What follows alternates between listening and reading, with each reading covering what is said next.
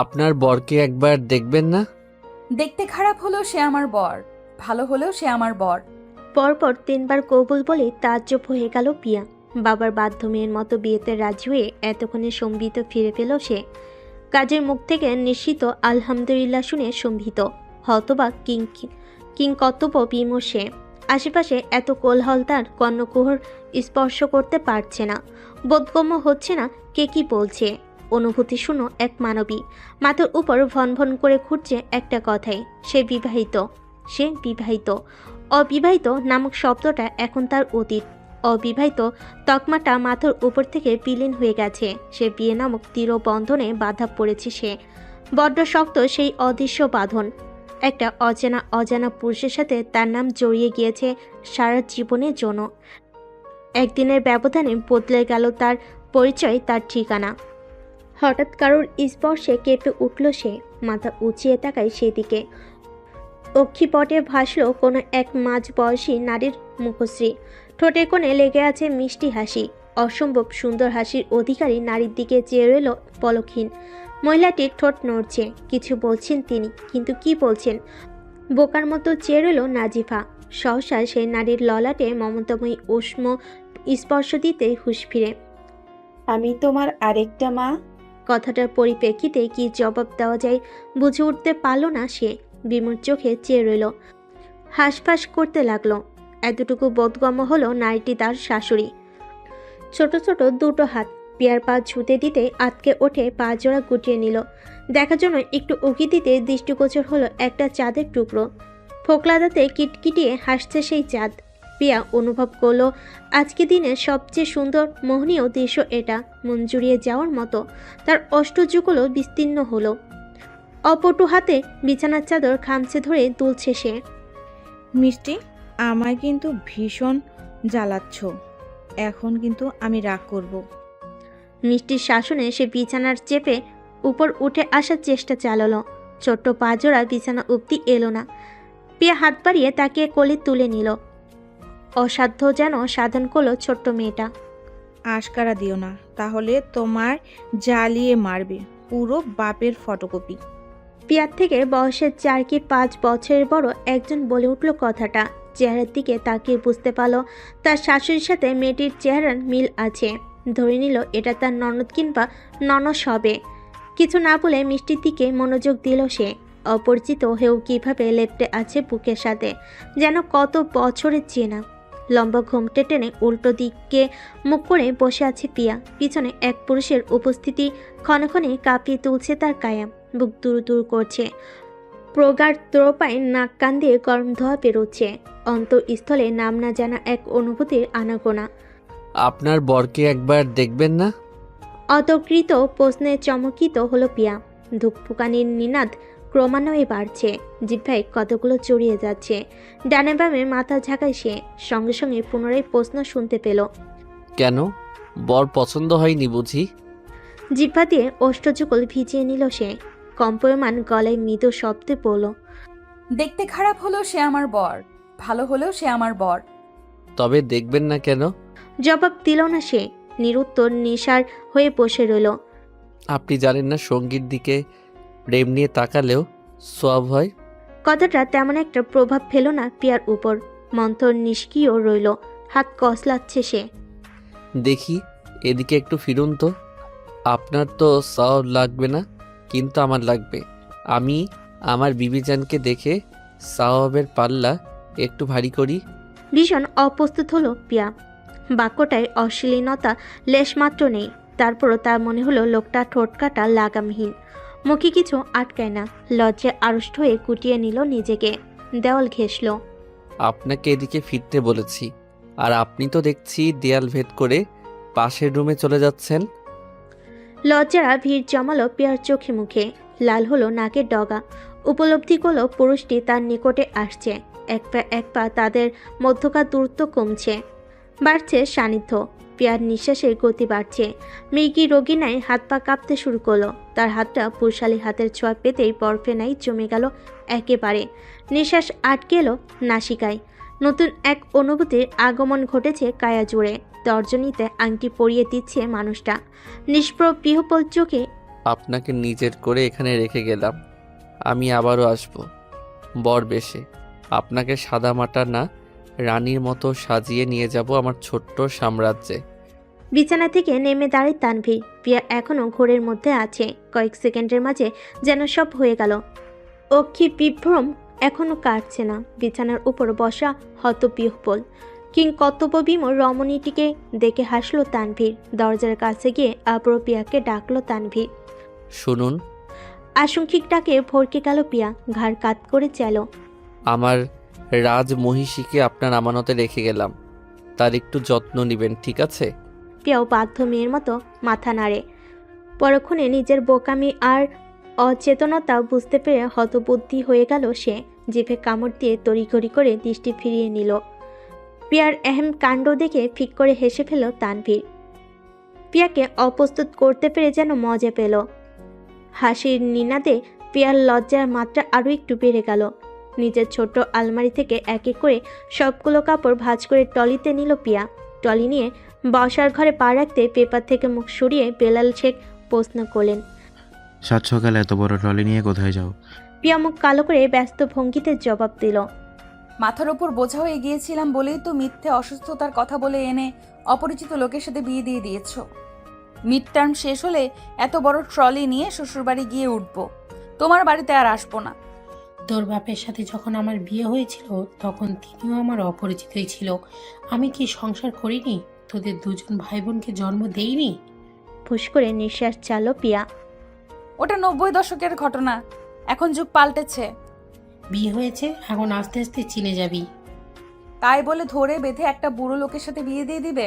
এখন আমি হলে গিয়ে বান্ধবীদের কি বলবো? আমার বিয়ে হয়ে গেছে, আমি বিবাহিত মহিলা, আমার বর দেখতে বুড়া। বুড়ো শব্দটা শুনে বিস্ময়ের চোয়াল ঝুলে গেল শিন আহমেদ আর বেলাল শেখের। দীর্ঘশ্বাস ফেল দুজনে।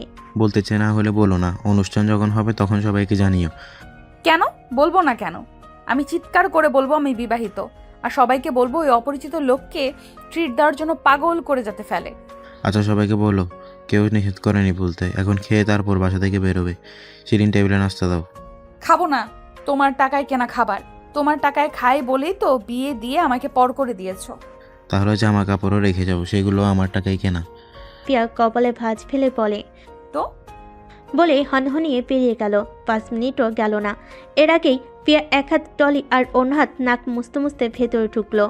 কান্নার ফ্যাসফ্যাস শব্দে সামনে চাইলেন বেলাল শেখ। মেয়েকে কাঁদতে দেখে বুকটা স্যাট করে উঠল ওনার। পেপার ফেলে ব্যস্ত হাতে মেয়েকে বুকে আগলে নিলেন তিনি। এক একটা হিসকি বুকে গিয়ে পিচ্ছে খুব সূক্ষ্মভাবে। বড্ড অপরাধ বোধ হচ্ছে। মাথার উপর ঘুরপাক খেলতে লাগলো একটা কথায়, বিয়েটা দিয়ে কোনো ভুল করে ফেললাম না তো? বেলাল শেখ দিশাহারা হয়ে পড়লেন। মেয়েকে কিভাবে সামলাবেন বুঝে উঠতে পারলেন না। নিজেকে নিজের কাছে অপরাধী মনে হচ্ছে। মন বলছে ভুল করে ফেলেছেন। এভাবে কোনো কিছু না জানিয়ে বিয়ে দেওয়া ওনার মোটেও উচিত হয়নি। কিন্তু বাবা হিসেবে তিনিও তো নিরুপায় ছিলেন। এমন ভালো ছেলে কোন বাবাই বা হাতছাড়া করতে চায়? বিয়ের পরও পড়াশোনার সুযোগ দিবেন তারা। পড়াশোনা শেষ হলে বড় করে রিসেপশন করে প্রিয়াকে তাদের বাড়ি নিয়ে যাবে। সব কিছু বিবেচনা করে যে তিনি আর নিষেধ করতে পারেনি। কিন্তু মেয়ের কান্না দেখেও ভেতরটা পুড়ছে। অপরাধবোধ কুড়ে কুড়ে খাচ্ছে। তিনি সচিনে মেয়ের মাথায় হাত বুলিয়ে দিতে দিতে জানতে চাইলেন। বাবা, বড্ড অন্যায় করে ফেলেছি তাই না? মাফ করে দে আমাকে। আসলে আমি বাবা তো ভালো ছেলে পেয়ে আর হাতছাড়া করতে চাইনি। প্রিয়া আরও শক্ত করে তার বাবার কলার আঁকড়ে ধরে। ক্রমান্বয়ে বাড়ে কান্নার মাত্রা। হেসকি উঠেছে তার। ভাঙ্গা গলায় থেমে থেমে বলে। বোঝা হয়ে গিয়েছিলাম বুঝি, যার জন্য বলা কওয়া ছাড়া এইভাবেই বিয়ে দিয়ে দিলে? প্রিয়ার মাথা তুলে পরম মমতায় চুমু এঁকে দিলেন ললাটের ঠিক মধ্যিখানে। কাতর স্বরে বলেন। কারণ বাবা মায়ের কাছে কখনো বোঝা হয় না মা। নিয়ম অনুযায়ী তোকে পরের ঘরে যেতে হবে। ইচ্ছে না থাকা সত্ত্বেও সব বাবা তাদের মেয়েকে বিদায় দিতে হয়। তারা এটাও চাই কোনো ভালো ছেলে যেন তার মেয়ের জীবনসঙ্গী হয়ে আসে। আমি সেই ভালো ছেলেটার সন্ধান পেয়েছি মা, তাই আর। প্রিয়ার কান্নার গতি কমেছে। থেকে থেকে দিচ্ছে হেসকি। আমি তোমার সব সিদ্ধান্তকে সম্মান করি বাবা। আমি জানি তুমি আমার জন্য বেস্ট অপশনটাই চুজ করবে। তবে এই মিথ্যে বলাটা কি বেশি জরুরি ছিল? সেদিন আমি 6টায় বাসা থেকে বের হয়েছি। ক্লাস, অ্যাসাইনমেন্ট, টিউশনি শেষ করে ফিরেছি 4টার পরে। সারাটা দিন আমার পেটে দানা পানি কিচ্ছু পড়েনি। মাত্রই খেতে বসেছি, প্রথম লোকমাটাও মুখে তুলতে পারিনি।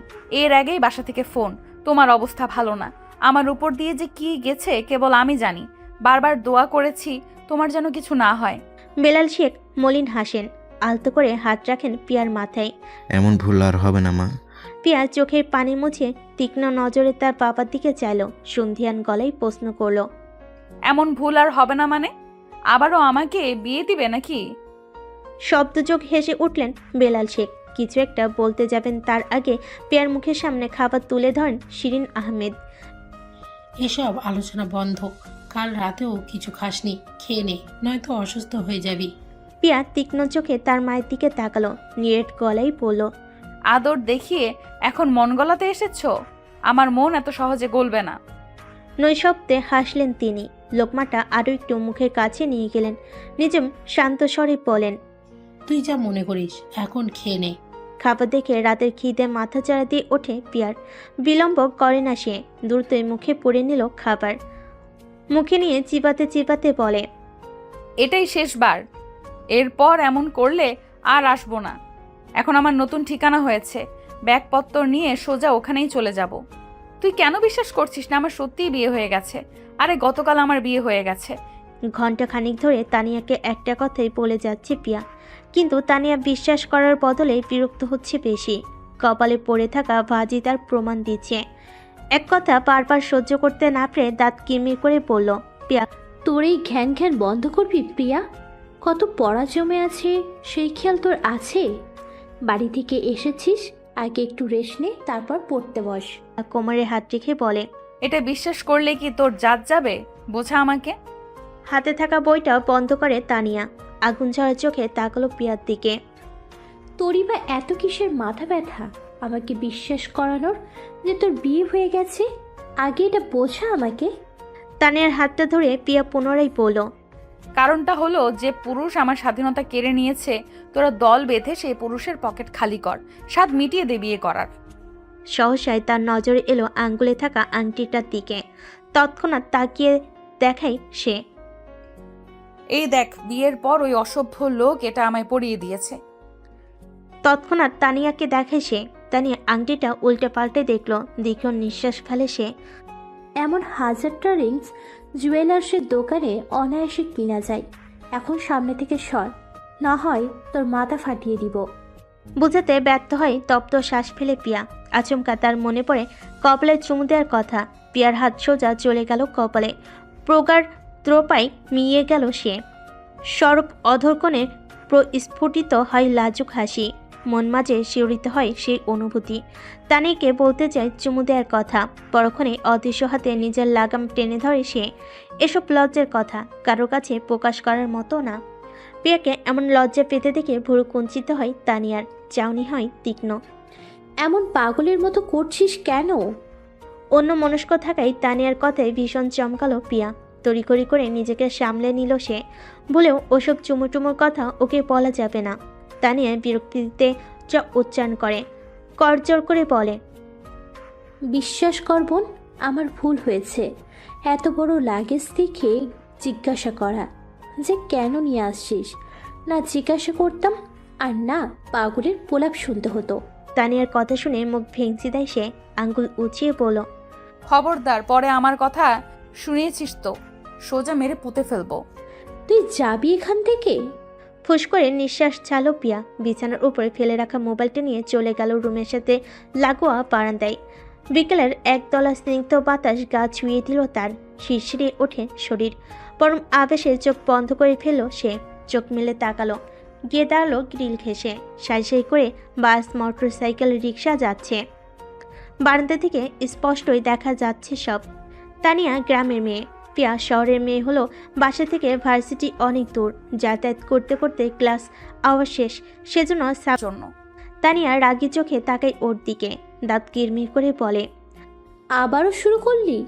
পিয়া আর কিছু বলে না, নিজের মতো রেডি হয়ে বেরিয়ে গেল। মিনিট 30 হয় রেস্টুরেন্টে বসে আছে পিয়া আর আফরিন। মিষ্টি পিয়ার কোলে বসে তার চোখমুখ হাততে চলেছে। কখনো পিয়ার গালে হাত দিয়ে পলকিন তাকিয়ে থাকছে, আবার বুকের সাথে মিশে যাচ্ছে। ব্যাপারটা বেশ এনজয় করছে সে। আর চোখে বার কয়েক আফরিনের দিকে চাইল সে। খিদের কথা বলে টেনে টুনে এখানে নিয়ে এসেছে। অথচ আধা ঘন্টা হয়ে গেল কিছু অর্ডার করেনি, এক মনে মোবাইল চেপেই চলেছে। সহসাই তাদের টেবিলে বরাবর ফর্মাল ড্রেস আপে কোনো পুরুষ এসে দাঁড়ায়। পা থেকে চোখ তুলে পিয়া মুখ অব্দি যেতে পারল না। এর আগে সেই পুরুষের গলার স্বর শুনে কেঁপে উঠল তার পুরো শরীর। সরি এতক্ষণ আমার জন্য অপেক্ষা করার জন্য। হিমশীতল হয়ে এলো পিয়ার হাত পা, আঙ্গুলগুলো কাঁপতে লাগলো ক্ষীণ। এই কণ্ঠস্বর তাকে ঘায়েল করে, লজ্জায় মুড়িয়ে দেয়। এই কণ্ঠস্বরের মালিক আচানক এসে তাকে নিজের করে নিয়েছে, উলটপালট করে দিয়েছে তাকে। ভয়ে ফাঁকা ঢুক গিলে সে। এইবারে হাত থেকে মোবাইল রাখলো আফরিন, কপট রাগ দেখিয়ে বলল, এতক্ষণে তোমার আসার সময় হলো ভাইয়া? তানভীর ধপ করে পিয়ার পাশে বসে পড়ল। আলতো স্পর্শ লাগে দুজনের। এবারে যেন পিয়া আর দুনিয়ায় নেই। ধকধক করে বুক কাঁপছে, হৃৎপিণ্ড লাফানোর গতি বেড়েছে। গা হাত পা বরফের মতো ঠান্ডা হয়ে এলো। এখান থেকে ছুটে পালিয়ে যেতে ইচ্ছে করছে তার। ঢাকা শহরের জ্যামের কথা তো জানিসই, নতুন করে কি বলবো। হয়েছে, অজুহাত দেখানো বন্ধ করো। মেয়েটা সেই কখন থেকে তোমার জন্য অপেক্ষা করছে। পিয়া যেন আকাশ থেকে পড়ল, বোকা বনে গেল জায়গায়। চোখ বড় বড় করে চাইল আফরিনের দিকে। তানভীর পিয়ার দিকে মুখ করে ভুরু নাচিয়ে প্রশ্ন করে, তাই নাকি ম্যাম? পুনরায় তানভীরের স্বর শুনে লজ্জায় সিটিয়ে গেল পিয়া। তানভীরের চোখে চোখ রাখার সাহস হলো না। আফরিন পিয়ার কোল থেকে মিষ্টিকে নিয়ে নিল। পিয়াকে উদ্দেশ্য করে বলল, এনজয় ইয়োর টাইম, আমি আসি তাহলে। আফরিনের চলে যাওয়ার কথা শুনে আতকে উঠল পিয়া। একা এই মানুষটার সাথে থাকতে হবে ভেবেই গলা শুকিয়ে এলো তার, মাথা ঘুরতে লাগলো। থাক আমাদের সাথে। আফরিন ক্ষণকাল তানভীরের দিকে তীক্ষ্ণ চোখে চেয়ে ফিক করে হেসে দেয়। সব জায়গায় সবার থাকা মানায় না, কিছু কিছু সময় নিজেদের একান্ত ব্যক্তিগত, তৃতীয় ব্যক্তি বেমানান সেখানে। বলেই বিদায় নিয়ে পা বাড়ে রেস্টুরেন্ট থেকে বের হওয়ার জন্য। আফরিনের চলে যাওয়া দেখে পিয়া মনে প্রাণে তাকে আটকাতে চাইল, কিন্তু গলা দিয়ে কোনো শব্দ বের করতে পারল না। মনে হলো কেউ তার গলা চেপে ধরেছে। ততক্ষণে সে বুঝে গেছে দুই ভাই বোন তাকে প্ল্যান করে নিয়ে এসেছে। আফরিন চলে গেছে মিনিট 5 হবে। লজ্জে একদম সিটিয়ে গেছে পিয়া। দেওয়াল ঘেঁষে বসল সে। দুজনের মাঝে সৃষ্টি হয় দূরত্ব। পিয়াকে এমন লজ্জা পেতে দেখে হাসে তানভীর। দুজনের মধ্যকার দূরত্ব মিটিয়ে নিল তৎক্ষণাৎ। স্পর্শ লাগে বাহুতে বাহুতে। পিয়ার হাত তিত্তি করে কাঁপতে থাকে। তানভীর আংটি পরানো হাতটা মুঠোবন্দি করে নিতে আবারও কেঁপে উঠল পিয়া। হাত পা অবশ হয়ে এলো তার, নড়ার শক্তিটুকু পেল না। হাঁসফাঁস লাগছে তার। মনে মনে দোয়া করলো কোনো অলৌকিক শক্তির মাধ্যমে অদৃশ্য হয়ে যেতে, কিন্তু এটা সম্ভব নয়। তানভীর মৃদু স্বরে বলে, আমার দিকে তাকান। তাকানোর বদলে চিবুক নুয়ে ফেলে পিয়া। এই মানুষটার চোখে চোখ রাখার সাহস বা শক্তি কোনোটাই তার নেই। চোখে চোখ রাখা মাত্রই মরে যাবে সে। কয়েকবার বলার পরও যখন পিয়া তাকালো না, তখন অধৈর্য হয়ে তানভীর আবারও বলল, কি হলো, তাকান আমার দিকে, না হলে উল্টাপাল্টা কিছু একটা করে বসতে কুণ্ঠাবোধ করব না আমি। সেই অধিকার আমার কিন্তু আছে। বলতে দেরি আর অন্য হাতে কপাল ঢেকে ফেলতে দেরি করলো না পিয়া। এহেম কাণ্ডে স্মিত হাসে তানভীর। 2 আঙ্গুলে কপাল ঘেঁষে বলল, আপনার কি মনে হয় এভাবে হাত দিয়ে কপাল ঢেকে ফেললে আমি আমার কাজ করতে পারবো না?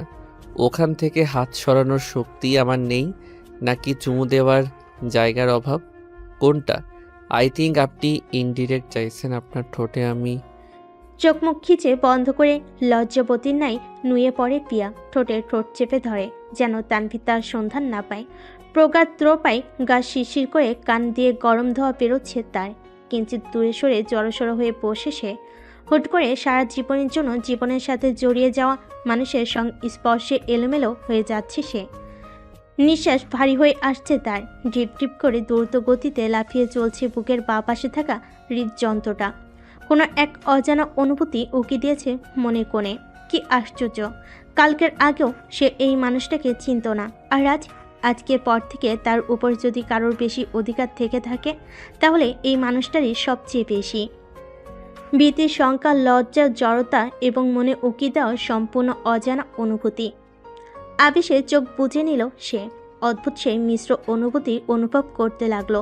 দৈবাত তার হাতে চাপ পড়তে সম্ভিত ফিরে পায় তার। আর চোখে চাইল হাতের দিকে। তানভীর এখনও আগের মতো তার হাতটা ধরে রেখেছে। আঙ্গুলের ভাঁজে গলিয়ে দিয়েছে আঙ্গুল। ম্যাম আপনি কি রাজি? আমি কি দিব? আপনি রাজি থাকলে আমার দিতে অসুবিধা নাই। আমি এক পায়ে খাড়া। লজ্জে মাটির সাথে মিশে যেতে ইচ্ছে করছে পিয়ার। একের পর এক লাগামহীন কথা আর সে নিতে পারছে না তানভীরের হাতের ভাঁজ থেকে হাত ছাড়িয়ে নেওয়ার জন্য, কিন্তু সেই সুটামদেহী বলবান মানুষটার সাথে কি সে পেরে ওঠে? তানভীর হাতটা আরো শক্ত করে ধরে। কেন বৃথা চেষ্টা করছেন মিসেস তানভীর এহতেশাম? হাতটা এত সহজে ছেড়ে দিব বলে তো ধরিনি, বরং এই হাতটা শক্ত করে ধরে হাতের মালিকের সাথে সারা জীবন কাটাবো বলেই ধরেছি। এত সহজে তো ছাড়ছি না। তানভীরের কথা শুনে ভালো লাগে ছেয়ে যায় পিয়ার অন্তঃস্থল। সব কিছু ছাপিয়ে তারও নিজের একজন হয়েছে। নিজের ভালো লাগা চেপে রাখে অন্তরে, মুখে প্রকাশ করল না, মৃদু স্বরে বলে। ছাড়ুন না, হাতটা মানুষ দেখছে। কণ্ঠে অনুনয় তার।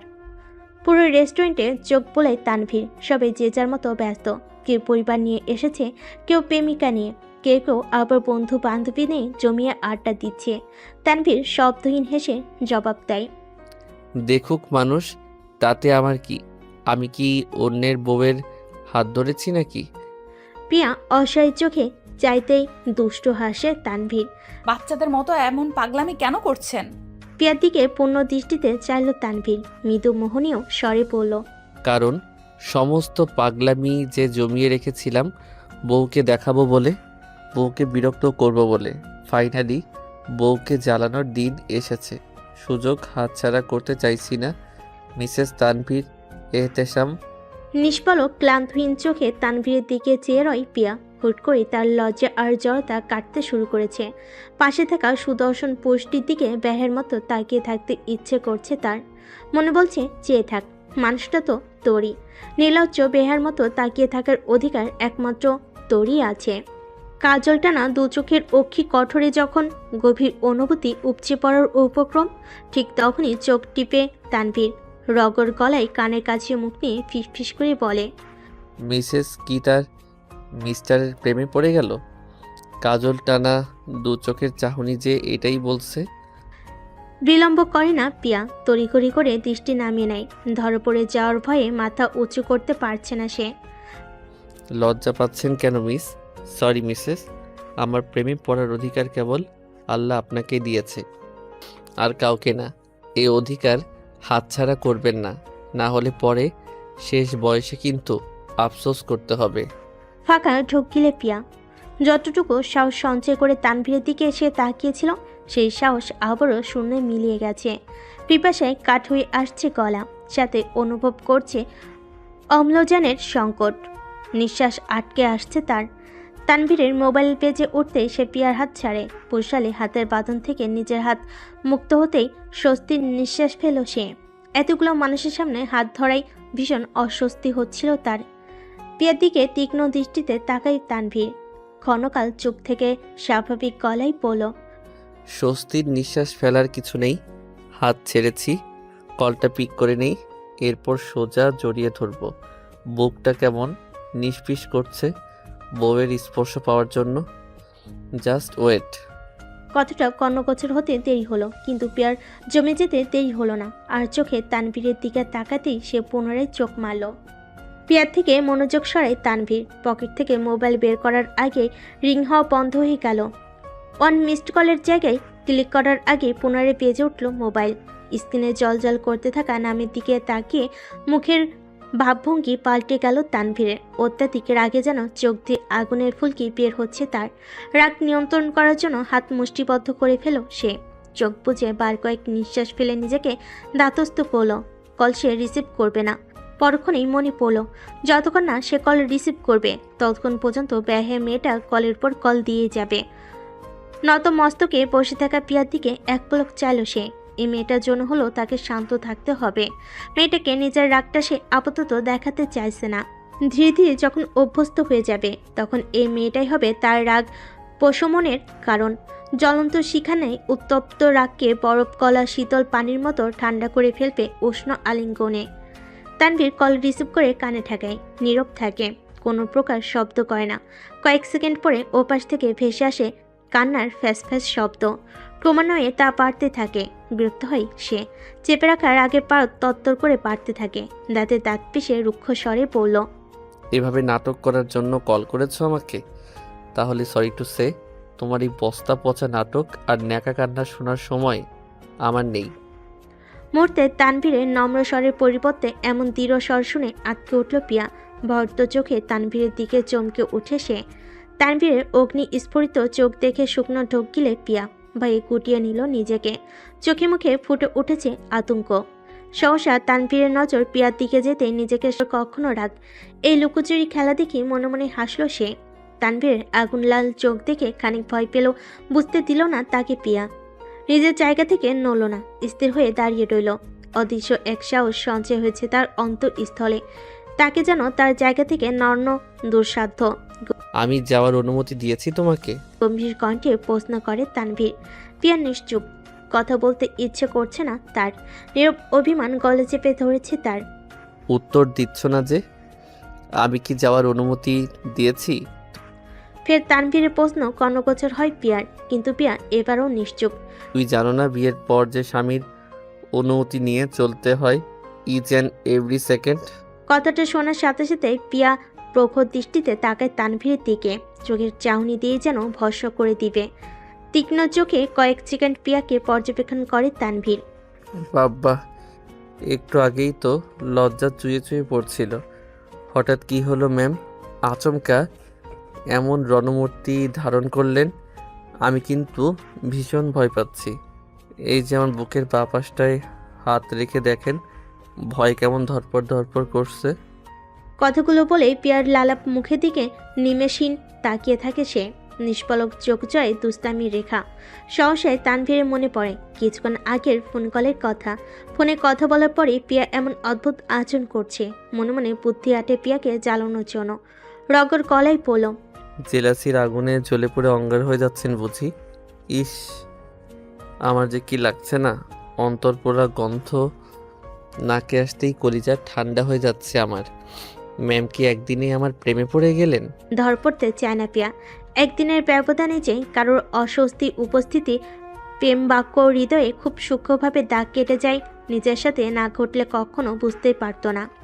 মানুষটার পাশে বসার পর থেকে ক্ষণে ক্ষণে শিহরণ বয়ে যাচ্ছে শরীর আর মনে। চাপ এক অধিকাপদ চাপটে ধরেছে তাকে। তড়িঘড়ি করে বলল, কিসের জেলাসি? সন্ধ্যা হয়ে গেছে, আমার ফিরতে হবে। যে বাসায় সাবলেট থাকে সে বাসার আন্টি না হয় অনেক প্রশ্ন করবেন, আর বিয়ের ব্যাপারে এখনো কেউ জানে না। আচ্ছা তাই? পিয়া অন্যদিকে মুখ ঘুরিয়ে জবাব দেয়। তাই। ড্রয়িং রুমের 3 আসনের সোফার ঠিক মাঝখানে বসে আছেন জামাল এহতেশাম। রক্তিম চোখ, কপালে ফুলে ওঠা শিরা, দাঁতের দাঁত চেপে রাখা মুখ দেখে বোঝা যাচ্ছে ভীষণ রাগান্বিত তিনি। রাগের প্রকোপে নিঃশ্বাস ফেলছেন অতি দ্রুত। ওনার রাগের মাত্রা আরও বাড়িয়ে দিচ্ছেন সামনে বসে থাকা ভাবলেশীন ওনার স্ত্রী। জামাল এহতেশামকে কোনোরকম পাত্তা না দিয়ে একটা পর একটা টিভি চ্যানেল বদলে চলেছেন ভদ্রমহিলা। কার পারমিশন নিয়ে ছেলের বিয়ে দিলে তুমি মিনা? মনমতো একটা চ্যানেল সামনে আসতে পা গুটিয়ে আরাম করে বসেন তাহমিনা হক। প্রশ্নটা শোনাও না শোনার ভান করলেন তিনি। জবাবের আশায় কিছুক্ষণ তাহমিনা হকের দিকে তাকিয়ে রইলেন জামাল এহতেশাম। আশানুরূপ কোনো সার শব্দ না পেয়ে পুনরায় বলেন, আমার চট্টগ্রাম যাওয়ার ফায়দাটাই নোটে নিলে তোমরা 3 জন। বাবা হিসাবে কি ছেলের বিয়েতে থাকার আমার কোনো অধিকার ছিল না, নাকি আমাকে জানানোর প্রয়োজনই মনে করোনি তোমরা? তোমাদের কাছে আমি এতটাই ফেল না? শেষের কথাগুলো বেশ ভারাক্লান্ত হৃদয়ে বললেন তিনি। বলে চলে স্ত্রীকে মানসিকভাবে দমন করার জন্য এক প্রকার ইমোশনাল ব্ল্যাকমেল করলেন। এ তো কাজ হলো না। তাহমিনা হক নিজের মতো করে টিভি দেখে চলেছেন। কথাগুলো কান অবধি পৌঁছালেও হৃদয় অবধি পৌঁছাতে পারল না।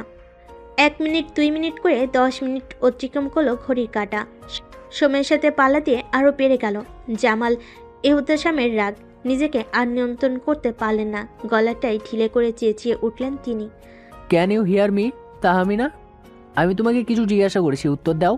আমি কি পরিবারের এতটাই ফেল না যে আমার ছেলের বিয়ে আর আমাকে জানানো হলো না? মিনা থেকে তাহমিনা। জামাল এহতেশাম যখন প্রচণ্ড রেগে যান তখনই পুরো নামে সম্বোধন করেন তাহমিনা হককে। তাহমিনা হক টিভি বন্ধ করে ফিরলেন স্বামীর দিকে, ছাড়লেন দীর্ঘশ্বাস, তারপর শুরু করলেন বলা, প্রথমত, একজন প্রাপ্তবয়স্ক ছেলের বিয়ে দিতে কারো পারমিশন লাগে না যখন সে ছেলে নিজেই বিয়েতে রাজি।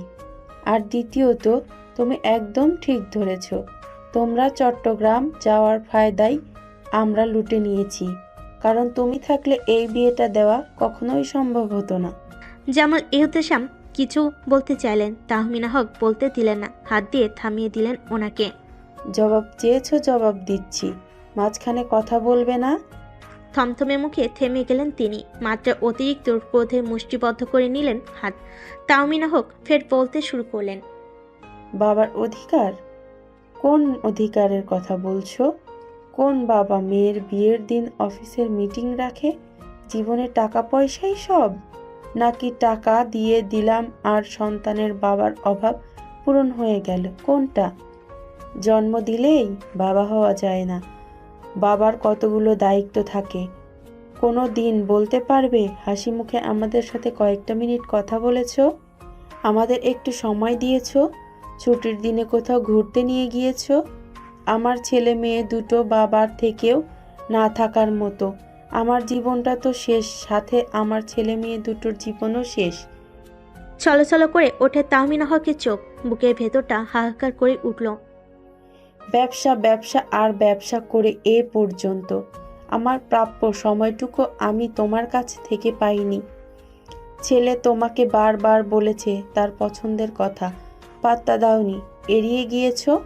40% পার্টনারশিপ পাওয়ার লোভে বিজনেস পার্টনারের মেয়ের সাথে ছেলের বিয়ে দিতে চাইছো। একবারও কি ছেলেকে জিজ্ঞাসা করেছো ওই মেয়েকে তোমার ছেলের পছন্দ কিনা, তাকে বিয়ে করলে ছেলেটা সুখী হবে কিনা? আজ এসছো বাবার অধিকার নিয়ে। স্ত্রীর পাশে শুয়ে থাকলে সময় দেয়া বলে না, আর মাস শেষে কতগুলো টাকা হাতে ধরিয়ে দিলেই বাবা হওয়া যায় না। বর্তমানে টাকা ছাড়া জগৎ চলে না। ছেলে মেয়ের সুখের চিন্তা করে কি আমার অন্যায়? মেয়েটাও আমার কথা শুনলো না, এখন ছেলেটাও। এহতিশাম, টাকা ছাড়া আসলেই জীবন চলে না। এর মানে এই না যে সংসারের ছেলে মেয়ে কথা ভুলে গিয়ে তুমি টাকার পেছনে দৌড়বে। খুব সাধারণভাবেও জীবন পার করা যায়। তোমরা তিনজন একদিন ঠিকই বুঝবে আমি তোমাদের ভালো চেয়েছিলাম, সেটাও বুঝবে, কিন্তু সময় খেয়ানোর পরে। এতক্ষণ নমনীয় স্বরে অনেক কথা বলল, এবার তেতে উঠলেন তাহমিনা হক। দাঁত কিরমির করে বললেন, আমাদের কারোরই এত বেশি বোঝার প্রয়োজন নেই। যতটুকু বুঝি আলহামদুলিল্লাহ। তুমিই বুঝতে থাকো সব।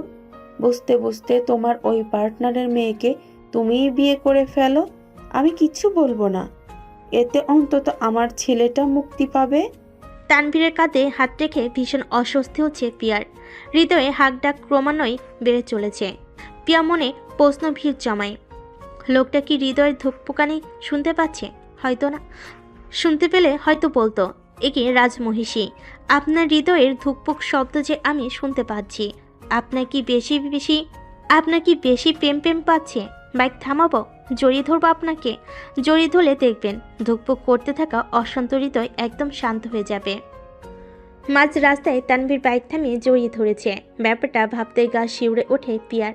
ভাবতে ভাবতে তানভীরের কাঁধ থেকে হাত সরিয়ে নিতে তানভীর বলে ওঠে, কাঁধ থেকে হাত সরালে বাইকের স্পিড এমন বাড়াবো জড়িয়ে ধরতে বাধ্য হবেন। জড়িয়ে ধরা। মনে মনে চিন্তা করলো, আর শুনতে হলো কথাটা। না, এই মাঝ রাস্তায় বজ্জাত পুরুষ মানুষকে জড়িয়ে ধরতে পারবে না সে। পিয়া নিশ্চিত যে পরিমাণ নির্লজ্জ এ লোকজন তোয়াক্কা না করে একবার জড়িয়ে ধরলে আর ছাড়বে না। তার চেয়ে বরং কাঁধে হাত রাখুক। হাত না সরলেও মনে মনে তুলোধনা করতে ভুলো না। পিয়ার গন্তব্য আসার একটু আগেই বলো, এখানেই নামিয়ে দিন। বাইক থামায় তানভীর। মাথা থেকে হেলমেট নামিয়ে জিজ্ঞেস করে, বাসা তো আরও সামনে, এখান থেকে তো অনেকটা পথ হেঁটে যেতে হবে।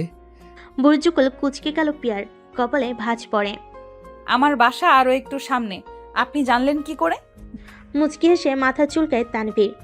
যাকে মনের ঘরে ঠাঁই দিয়েছি তার ঠিকানা বের করা কি এমন কাজ? প্রসঙ্গ বাদ দেয় পিয়া। আবছা অন্ধকার নিকষ কৃষ্ণ আধারে রূপ নিচ্ছে। কথা বাড়ালেই সময় ফুরাবে।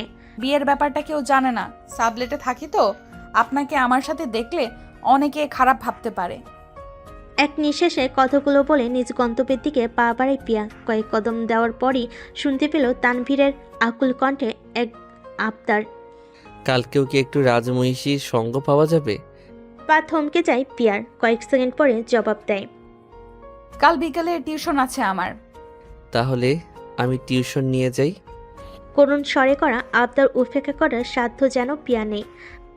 বিকাল 4টা থেকে টিউশন আমার। পিয়ার উত্তরটা যে হ্যাঁ বোধক চট করে বুঝে ফেল তানভীর। প্রফুল্ল স্বরে প্রশ্ন করল। তাহলে 3:30টায় আমি এখানে দাঁড়াবো। পিয়া জবাব দেয়। আপনার মর্জি। আবারও কদম ফেলে সামনের দিকে যেতে লাগলো পিয়া। আচমকায় তানভীর বলে ওঠে নামলো সে। বুকের সাহস সঞ্চয় করে একটু একটু করে সে শব্দের দিকে অগ্রসর হয়। শব্দটা বারান্দা থেকে আসছে। চাপিয়ে রাখা দরজাটা হালকা ধাক্কা দিতে অবাক হয়ে গেল পিয়া। কনকনে এই শীতারাতে মেঝেতে হাঁটু মুড়ে বসে হেসকি তুলে কেঁদে চলেছে তানিয়া। মোবাইলের আলো তানিয়ার দিকে তাক করতেই হুড়মুড় করে দাঁড়িয়ে গেল সে। তড়িঘড়ি করে চোখের পানি মুছে জানতে চাইল। এখনো ঘুমাসনি? পিয়া জবাব দেয় না। ঘুম জড়ানো চোখে অপলক তাকিয়ে থাকে তানিয়ার কান্না ভেজা মুখের দিকে। টকটকে লাল চোখ, ভেজা আখি পলক, ফোলা ফোলা চোখের কটর, নাকের ডগা লাল, কান্নার প্রকোপে ঠোঁট জোড়া কাঁপছে তিত্তির করে। কয়েক সেকেন্ড অবলোকন করার জন্য প্রশ্নের পিঠে উল্টো প্রশ্ন করল। কাঁদছিস কেন তুই? তানিয়া জোর করে হাসার চেষ্টা করে। নাক ফেটে মলিন স্বরে জবাব দিল। কোথায় কাঁদছি? পরীক্ষার টেনশনে ঘুম হচ্ছে না, তাই এমন লাগছে। আর আজ যাসি, ঠান্ডায় দেখ গলা বসে গেছে। চল চল ঘুমাবি চল। বলে পিয়ার হাত ধরে রুমে নিয়ে যাওয়ার জন্য কিন্তু একচুল নড়তে পারল না। বুড়ো কুঞ্চিত করে শক্ত হয়ে দাঁড়িয়ে রইল। কি রে, চল রুমে, কত রাত হলো দেখেছিস? আয় আয় ঘুমাবি, আমার খুব ঘুম পাচ্ছে। পিয়া কঠিন গলায় বলল। আমি এতটাও অবুঝ নই যে তুই আমাকে 9-6 দিয়ে বুঝ দিবি আর আমি বুঝে যাব। ঘটনাটা কি খুলে বল। পিয়ার হাত ছেড়ে দেয় তানিয়া। পিয়া যে হাল ছেড়ে দেওয়ার মেয়ে নয় সেটা খুব ভালো করে জানে সে। রাত পার করে হলেও সত্যটা টেনে বের করে আনবে। পিয়ার কাছে হার মানল সে। বারান্দার গ্রিলে হাত রাখল তানিয়া। অতিবাহিত হয় কয়েক মিনিট। আচমকায় ফুপিয়ে ওঠে পিয়াকে দুহাতে আষ্টে পিষ্টে শক্ত করে জড়িয়ে ধরে। পিয়ারে, আমি যে মাঝ সমুদ্রে এসে হাবুডুবু খাচ্ছি, কোনো কুল কিনারা খুঁজে পাচ্ছি না। দম বন্ধ হয়ে আসছে আমার, নিঃশ্বাস বন্ধ হয়ে আসছে। এই বুঝি মারা যাব আমি। সচ্চিনে তানিয়ার মাথায় হাত বুলিয়ে দেয়। এভাবে ভেঙে পড়লে চলে? কি হয়েছে খুলে বল। পিয়াকে ছেড়ে দূরে দাঁড়ায় তানিয়া। উল্টো হাতে চোখের পানি মুছে নেয় সে। আব্বা বিয়ের জন্য প্রেশার দিচ্ছে। এই অভাব অনাটনের সংসারে আমার পড়াশোনা চালিয়ে নেওয়া আব্বার পক্ষে সম্ভব না। বাড়ি যেতে বলেছে আমাকে। ভালো একটা বিয়ের সম্বন্ধ নাকি এসেছে। কিভাবে কি করব বুঝতে পারছি না। তুহিন ভাইকে বলেছিস সব কিছু? বলেছি। ভাইয়া কি বলল? ও আর কি বলবে, মাস্টার শেষ করে ঘুরছে, একটা চাকরি জোগাড় করতে পারছে না। মানুষ তো ছোটোখাটো কিছু একটা করে। বিয়ের কথা বললে বলে আমি যেন 2 লাখ টাকা জোগাড় করে দিই, ও একটা ব্যবসা করবে, পরে ফেরত দিয়ে দেবে টাকা।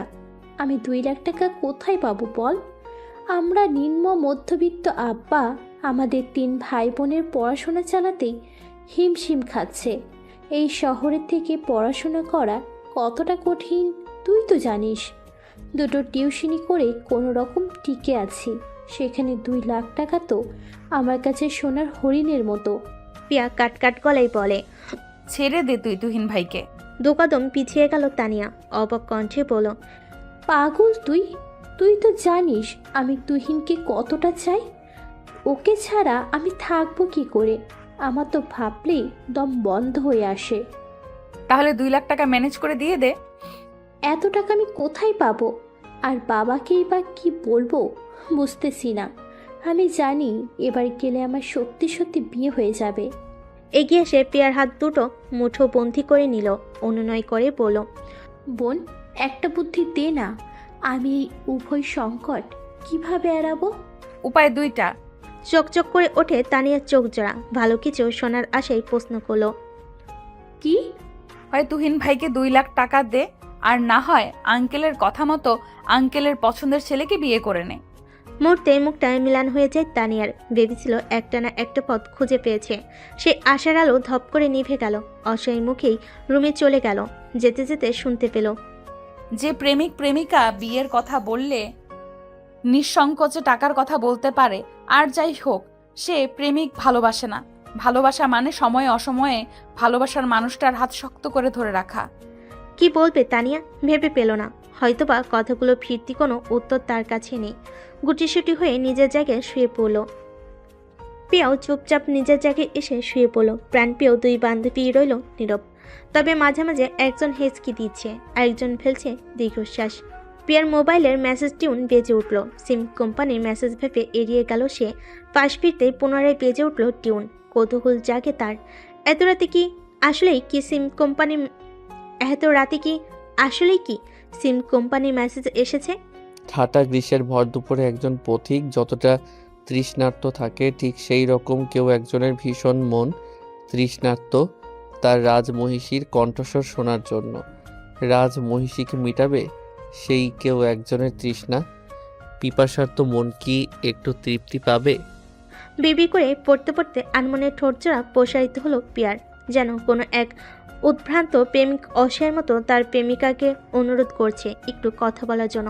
অথচ লোকটার কোনো অধিকার রয়েছে, এভাবে বলার প্রয়োজন নেই। মোবাইল বুকে রেখে আবেশের চোখ বুজে ফেল সে।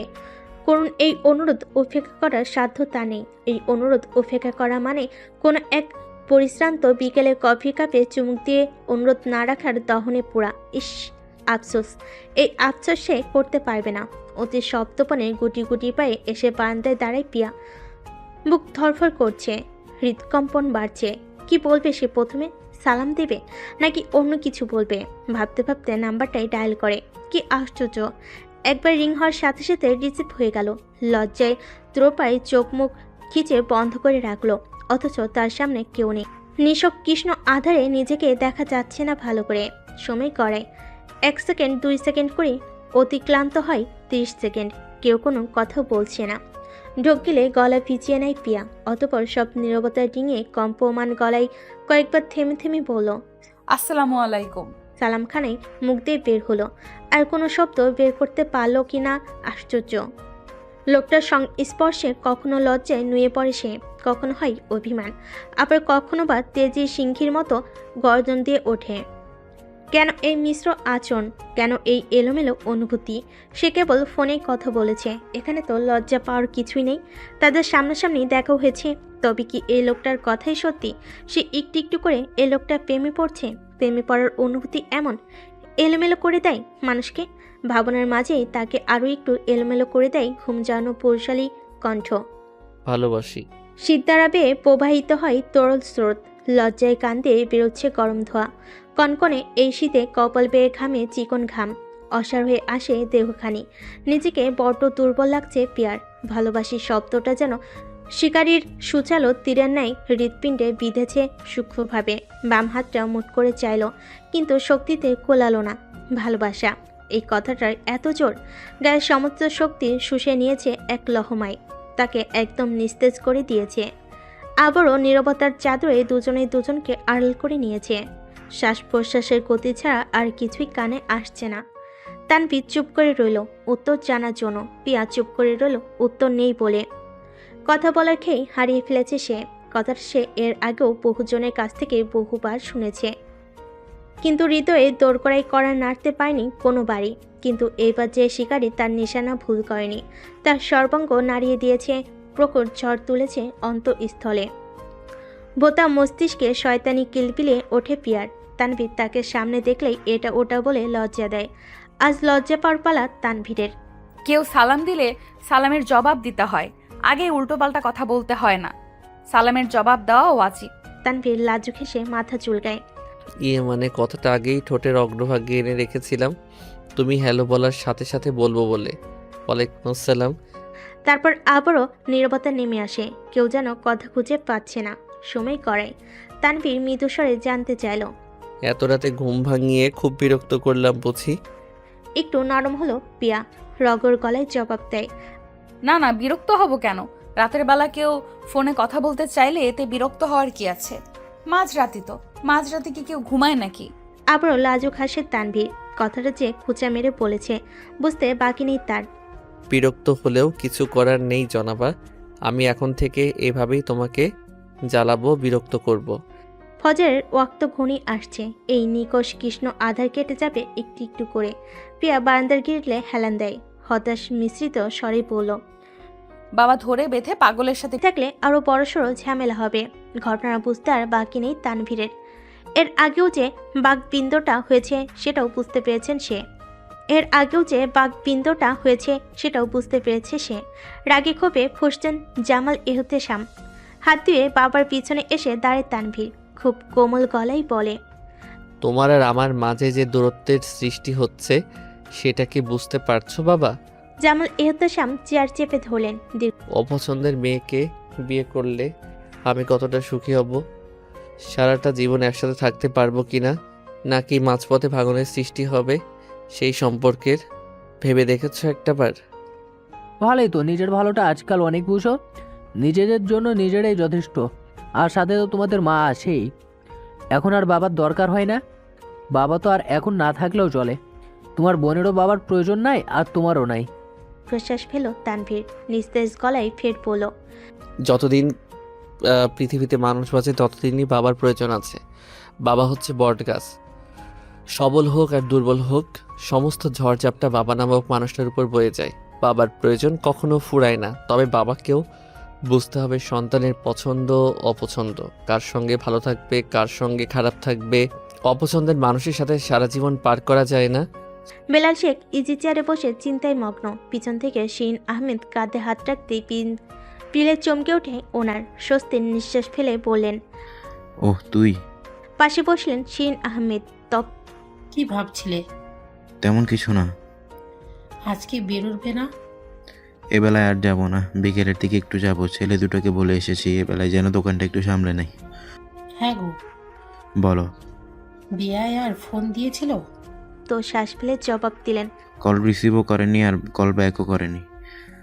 আচমকে শিন আহমেদের হাতটা মুঠোবন্দি করে নিলেন তিনি। আমি ভুল করে ফেললাম না তো? আমার কি ওনার সাথে কথা বলে তারপর বিয়েতে মত দেওয়া উচিত ছিল? যা হওয়ার তা তো হয়েই গেছে, এখন আর এত কিছু ভেবে লাভ আছে? আমরা এবার দোষ কি? আমি তো ওনার সাথে যোগাযোগ করতে চেয়েছি, উনি তো যোগাযোগের বাইরে ছিল। আর ওনারও এভাবে পিছিয়ে পড়েছিল। আমি কিন্তু সব খোঁজ খবর নিয়ে মেয়ের বিয়ে দিয়েছি। দেখো, এত টেনশন করো না তো। আল্লাহ যা করে ভালোর জন্যই করে। আবাসিক এলাকার গেটের বাইরে একটা কালো রঙের গাড়ি দাঁড়িয়ে আছে অনেকক্ষণ। গাড়ির কাজ নামতে একটা মাঝবয়সী লোক দৌড়ে গাড়ির সামনে এসে দাঁড়ায়। এখন বের হব, তুমি শিওর? জি স্যার, এখন বের হব, নয়তো আরও 5 মিনিট পর। তুমি শিওর? জি স্যার, 1 সপ্তাহ যাবৎ নজরে রাখছি, প্রতিটা সময় আমার মুখস্থ হয়ে গেছে। কথার মাঝে টার্গেট করা মানুষটা গেট দিয়ে বের হয়। গাড়ির ভেতরে থাকা লোকটা তীক্ষ্ণ নজরে অবলোকন করলেন। তারপর কোনো কিছু না বলে সাই সাই করে গাড়ি নিয়ে চলে গেলেন চোখের পলকে। পরন্ত বিকেল, নিভে নিভে করছে দিনের আলো। মাগরিবের আজান এখনই দিল বলে পিয়ার টিউশন শেষ করে দ্রুত পায়ে বের হয়। রাস্তার কাছে এসেই ফোন লাগে চিরপরিচিত নাম্বারটায়। কোথায় আপনি? আমার টিউশন শেষ। তানভীর অপরাধের স্বরে বলল। সরি, আসতে পারবো না, হঠাৎই একটা মিটিং ফিক্সড হয়ে গিয়েছে আমার। পিয়ার মুখটা মলিন হয়ে গেল মুহূর্তেই। মিলান কণ্ঠে বলল, ও। পিয়ার বলা ও শব্দটা যেন বুকে এসে বিঁধল তানভীরের। তপ্ত শ্বাস ফেলল সে। কোম্পানির এখন নাজেহাল অবস্থা যাচ্ছে। এই মুহূর্তে কোম্পানির জন্য ডিলটা ভীষণ প্রয়োজন। এত জরুরি না হলে আমার দায়িত্ব অন্য কাউকে দিয়ে তোমার সঙ্গে ঠিকই দেখা করতাম। পিয়া মনমরা স্বরে বলে, রাখি তবে, সন্ধ্যা হয়ে যাচ্ছে। পিয়ার এ দোষর শুনে অপরাধবোধ আরো একটু বেড়ে গেল তানভীরের। মিচে রাগ করে না প্লিজ। হাসার চেষ্টা করলো পিয়া। রাগ করিনি। তবে অভিমান? চুপ হয়ে যায় পিয়া। তার আসলেই অভিমান হয়েছে। পিয়া অভিমান, ভীষণ অভিমান। আসতে না পারলে কথা দিল কেন? ফোনের ওপাশের মানুষটা কি জানে না আজকাল তার সঙ্গে কতটা ভালো লাগে পিয়ার? পিয়ার নীরবতা বলে দিচ্ছে অভিমানের গভীরতা। শব্দহীন হাসে তানভীর। পরে যদি সুদে আসলে ভালোবাসা দিয়ে অভিমান ভাঙাই চলবে না? অভিমানী মুখে সহসে লজ্জা ভাব আভা প্রতীয়মান হয়। লাজুকতা নেই মরিয়ে গেল সে। আড়ষ্ট স্বরে বলল, রাখছি। ফোন কানে রেখে রিক্সাওয়ালার উদ্দেশ্যে বলল, এই মামা যাবেন? সাবধানে যেও, পৌঁছে একটা টেক্সট দিও আমাকে, না হয় চিন্তায় থাকবো আমি। কপালে হাত রেখে আদশা হয়ে বসে আছে তানিয়া। প্রিয়া কাঁধের ব্যাগটা রেখে প্রশ্ন করল। কি রে, শরীর খারাপ? টিউশন যাসনি আজ? উত্তর না দিয়ে তানিয়া উল্টো প্রশ্ন করল। রাতে বারান্দায় গিয়ে কার সঙ্গে ফুসুর ফুসুর করিস তুই? ক্লান্ত পরিশ্রান্ত মুখে একটু লাজুক হাসে প্রিয়া। বুড়ো কুচকে খুব তীক্ষ্ণ চোখে সেই হাসি অবলোকন করে তানিয়া। এককালে এমন লাজুক হয়ে সেও হাসত, কল্পনায় নিজের একটা সংসার সাজাতো। আজ বুঝতে পারছে সেই সংসারটা হয়তো শুধু কল্পনায় থাকবে, বাস্তবে রূপ নিবে না। কল্পনার সংসারকে বাস্তবে রূপ দিতে হলে সম্পর্কে থাকা দুজনেরই একান্ত প্রচেষ্টা প্রয়োজন। সে সিরিয়াস হলেও হয়তো অপর পক্ষের মানুষটা তাকে নিয়ে উদাসীন। এগুলো ভাবলেই দম বন্ধ হয়ে আসে তার, বুকে খুব তীক্ষ্ণ যন্ত্রণা হয়। চোখের ইশারায় পিয়াকে নিজের কাছে ডাকে তানিয়া। পিয়ার হাত মুঠে নিয়ে অনুরোধের স্বরে বলে, আমি যেই ভুল করেছি সেই একই ভুল তুই করিস না। বেঁচে থাকতেও জিন্দা লাশ হয়ে যাবি। না পারবি ছাড়তে, না পারবি ভুলতে। কল্পনায় সাজানো সংসারটা তোকে তিলে তিলে মারবে। ভালোবাসার উপর থেকে বিশ্বাস উঠে যাবে। কার সঙ্গে কথা বলি জানতে চাস তুই? আমি জানতে চাই না কার সঙ্গে কথা বলিস, শুধু এটুকু বলবো, আমার মতো ভুল করিস না। হঠাৎ দরজার ঠকঠক শব্দে নিজেদের মধ্যকার আলাপচারিতা বন্ধ রাখি দুজন। ভেতরে আসবো মা? রেহেনা বেগমের আওয়াজ পেয়ে নড়চড়ে বসে দুজন। হালকা হেসে বলল, ভেতরে আসুন আন্টি। মাঝবয়সী মহিলা রুমে এলেন, ঠোঁটে কোণে হাসি বিদ্যমান ওনার। অনেকদিন হয় তোমাদের সাথে ঠিকমতো কথা হয় না। তোমারও পড়াশোনা নিয়ে ব্যস্ত থাকো, আমিও কাজ নিয়ে ব্যস্ত, সময় হয়ে ওঠে না। পিয়া সরে গিয়ে রেহেনা বেগমকে জায়গা করে দিল বসার জন্য। দুজনে একে একে বলে উঠল, বসুন আন্টি। আসুন একটু জমিয়ে আড্ডা দেই। পড়াশোনা আর পরীক্ষা দিতে দিতে আমাদের মাথাও হ্যাং হয়ে গিয়েছে।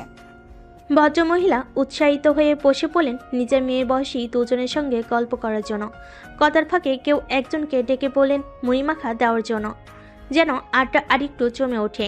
পিয়া এবং তানিয়া গল্পে গল্পে এতটাই মগ্ন হয়ে গেল যে নিজেদের মধ্যে কী নিয়ে কথা হচ্ছিল সেটাই ভুলে গেল দুজন। বাপি, আমার শুধু তানভীরকেই চাই, এনে দাও না, নয়তো আমিও মায়ের মতো সারা জীবনের জন্যই হারিয়ে যাব।